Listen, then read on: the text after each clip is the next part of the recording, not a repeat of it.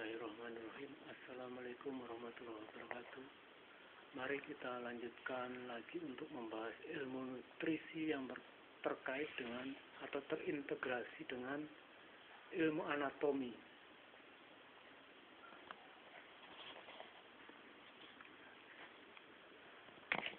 Ini sudah saya temukan tentang detail daripada sel syaraf yang memenuhi pada otak kita.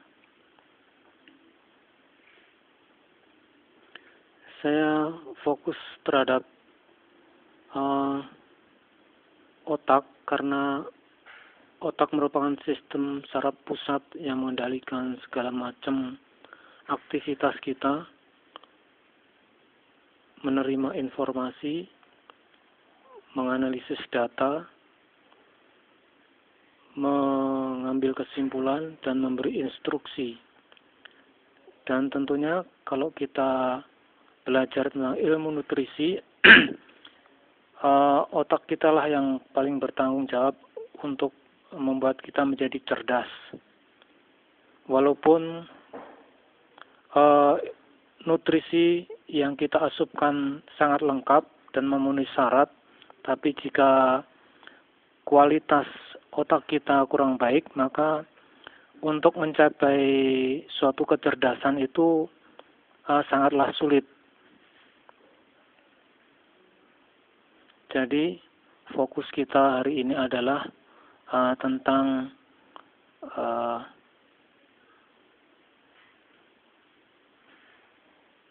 terhadap sel-sel saraf atau sel-sel yang ada di dalam otak. Ini adalah inti atau bahasa ilmiahnya disebut nukleus. Ini adalah neurofibril atau serabut-serabut saraf.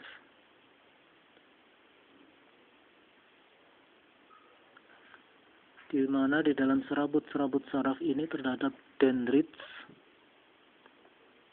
Ini adalah sel body atau tubuh daripada sel.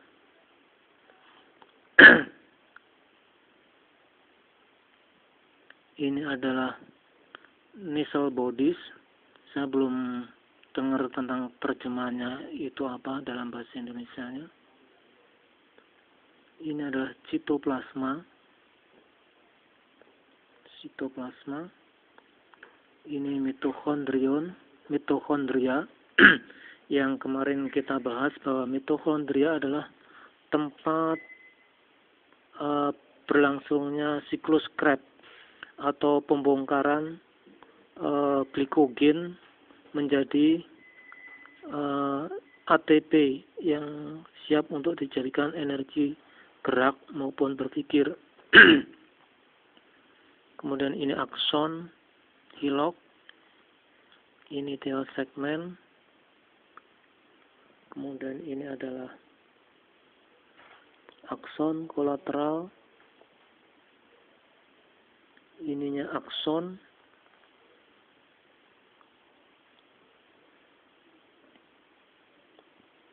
ini sel Schwann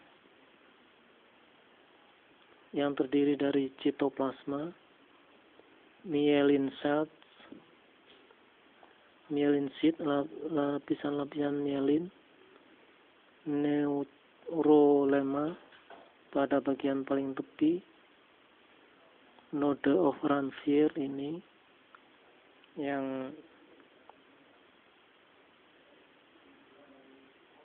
kemudian akson itu sendiri bisa diperbesar lagi yang terdiri dari serabut-serabut yang disebut aksoplasma dan aksolema.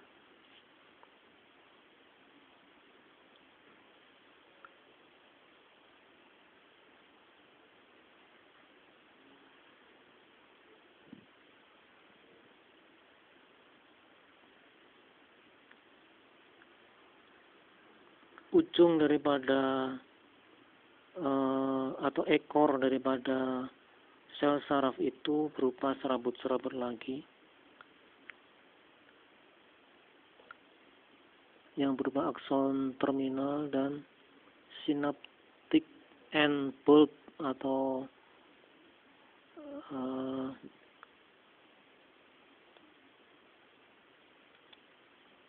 akhir daripada serabut saraf itu sendiri.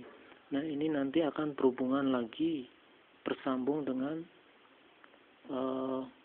kepala atau inti, ada kepala atau ujung daripada sel saraf yang berikutnya. Jadi saling berhubung-hubungan.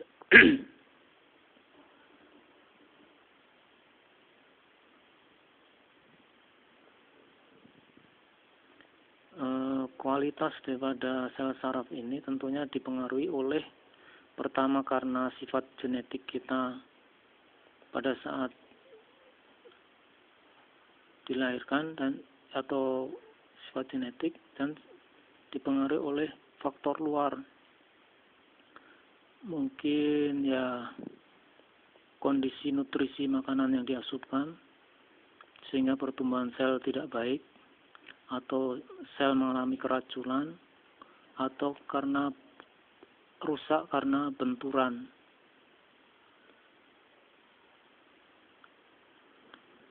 Pengaruh kerja sel otak ini sangat dipengaruhi juga oleh zat-zat kimia, antara lain yaitu alkohol misalnya.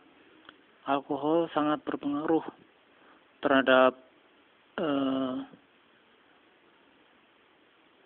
sistem kerja saraf-saraf pusat.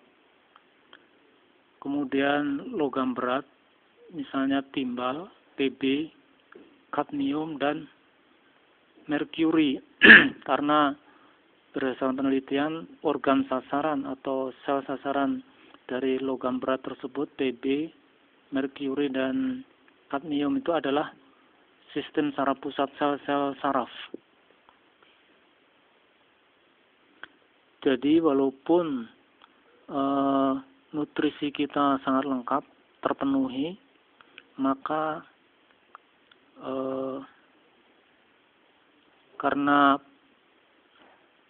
faktor-faktor tersebut seperti alkohol dan logam berat, maka kerja sel pun tidak akan bisa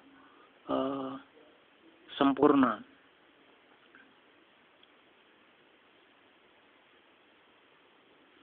Dan juga itu zat kimia lain antaranya yaitu kadar karbon monoksida. Kalau ada karbon monoksida juga sangat berpengaruh terhadap sistem kerja sel ini, di mana karbon monoksida ini tidak masuk melalui makanan atau nutrisi, tetapi dia masuk melalui sistem pernafasan.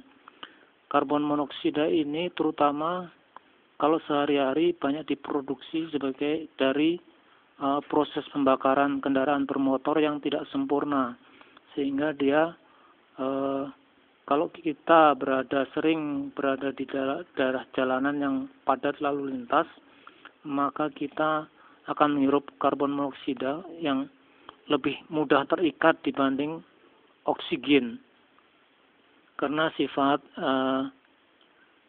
kimianya, sehingga karbon monoksida ini mudah terangkut atau terikat oleh darah, sehingga kalau sampai ke sistem saraf pusat, maka sistem saraf pusat ini kerjanya akan terganggu. Kemudian kalau di alam, karbon monoksida ini banyak diproduksi di sekitar gunung-gunung berapi biasanya. Jadi kalau kadar karbon monoksidanya berlebihan, melebihi ambang batas, maka ini bisa menghentikan sistem kerja saraf pusat, sehingga semua aktivitas pengendalian jadi berhenti, akhirnya terjadilah kematian.